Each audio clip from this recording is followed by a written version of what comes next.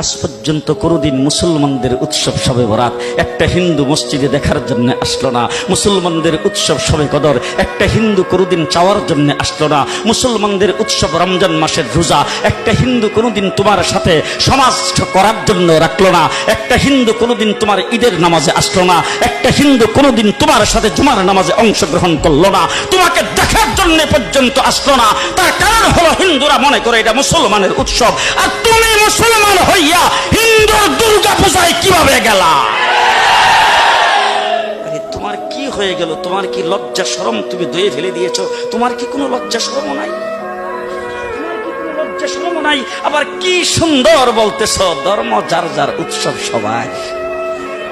High high high, ও মুসলমান যুবকেরা ভালো করে শোনো, ধর্ম যার যার উৎসব সবার, তাইলে বিয়া যার যার বউ তো সবার।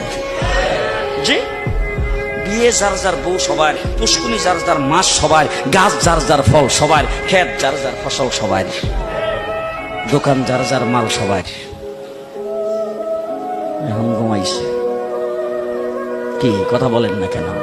তাহলে আমার দোকানের মাল যদি আমার হয়, আমার ক্ষেতের ফসল যদি আমার হয়, আমার গাছের ফল যদি আমার হয়, আমার গাছের নারিকেল যদি আমার হয়, আমি বিয়ে করলে বউ যদি আমার হয়, মুসলমান আমার পুষ্কুনির মাছ যদি আমার হয়, তাইলে ধর্ম যার উৎসব তার।